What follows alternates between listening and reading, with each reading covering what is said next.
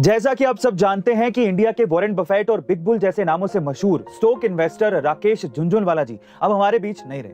लेकिन शायद बहुत ही कम लोग ये जानते होंगे कि उन्हें ये नाम और शोहरत रातों रात नहीं मिली थी, बल्कि उन्होंने इसके लिए अपने जिंदगी के पूरे 37 साल लगा दिए थे। जी हाँ गाइस, राकेश झुनझुनवाला जी ने शेयर मार्केट में अपनी शुरुआत साल 1985 में सिर्फ 5,000 रुपयों से की थी। लेकिन उस वक्त इन 5,000 रुपयों की कीमत आज के लाखों रुपए से कम नहीं थी। इसका मतलब ये था कि वो अच्छी तरह ये जानते थे कि आगे जाकर इंडिया का शेयर मार्केट बुलंदियां छुएगा, और ये बात उन्होंने पहले भी कई बार कही थी।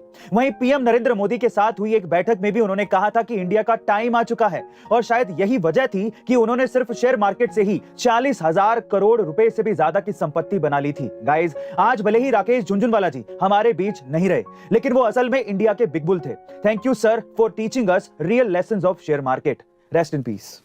गाइस, कई बार हमारे समाज में काम को सिर्फ जाति के आधार पर ही नहीं बल्कि जेंडर के आधार पर भी बांटा जाता है। जिस प्रकार जाति व्यवस्था में जन्म से पहले ही काम करने का पेशा निर्धारित होता है, कुछ ऐसा ही gender based division of work भी है। लोगों ने पहले से ही मर्दों और औरतों के काम को तय करके रखा है, लेकिन जब औरत अपने घेरे से बाहर निकलकर कुछ हिम्मती करती है, उसे तुरंत कह दिया जाता है मर्दाना। फिर चाहे उसका खुल के हंसने को मर्दाना हंसी बोल दिया जाए या फिर तन के चलने को मर्दाना चाल।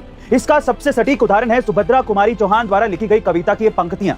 खूब लड़ी मर्दानी वो तो झांसी वाली रानी थी, जहां रानी लक्ष्मीबाई के हिम्मत और पराक्रम को मर्दों की सी ताकत बता दी गई, और एक बार फिर ना जाने कितने मर्दों को धूल चटाने वाली एक वीरांगना की ताकत पर भारी पड़ गई मर्दों की ताकत वाली ये उपमा। गाइस, आज ओलंपिक से लेकर कॉमनवेल्थ गेम्स तक में लड़कियां वेट लिफ्टिंग और मुक्केबाजी में भर भर के देश के लिए सोना लाई। तो अब बस यही है कि कोई उनकी मेहनत, जुनून, ताकत और प्रतिभा को ये ना कह दे कि वो मर्दाना है। आपका इसके बारे में क्या ख्याल है, कमेंट सेक्शन में जरूर लिखेगा। Guys, popular Korean web series में खेले जाने वाला स्क्विड गेम अब रियल में खेला जाएगा। जी हाँ गाइस, आप ठीक सुन रहे हैं। नेटफ्लिक्स इस वेब सीरीज का रियलिटी शो बनाने जा रहा है, जिसका नाम स्क्विड गेम द चैलेंज होगा। इसको लेकर कंपनी ने एक प्रमोशनल वीडियो भी जारी किया है, जिसमें स्क्विड गेम के कई सीन्स को दिखाया गया है। इस रियलिटी शो में दुनिया भर के 456 प्लेयर्स पार्टिसिपेट करेंगे, जिससे ये रियलिटी शो टीवी इतिहास में अब तक का सबसे बड़ा शो बन जाएगा। वहीं इसकी इनामी राशि लगभग 36 करोड़ रुपए होगी, जिसे कोई भी प्लेयर जीत सकता है। हालांकि नेटफ्लिक्स ने यह नहीं बताया है कि प्लेयर्स को किस तरह के चैलेंज का सामना करना पड़ेगा, क्योंकि अगर हम वेब सीरीज में देखें तो हारने वाले को गोली मार दी जाती थी। क्योंकि ये रियल लाइफ शो है तो इसमें ऐसा कुछ होने वाला नहीं है, लेकिन फिर भी जो भी होगा बड़ा इंटरेस्टिंग होगा। वैसे गाइस, आपको क्या लगता है कि क्या ये रियलिटी शो अब वेब सीरीज की तरह पॉपुलर हो पाएगा? कमेंट सेक्शन में जरूर लिखेगा। गाइस, रूस और यूक्रेन के बीच पिछले कई महीनों से जंग जारी है। जंग में यूक्रेन तबाह हो रहा है। एक और यूक्रेन जहां बर्बाद हो रहा है, वहीं दूसरी तरफ कई लोग युद्ध के विरोध में खड़े हैं और इंसानियत की तरफ कदम बढ़ा रहे हैं।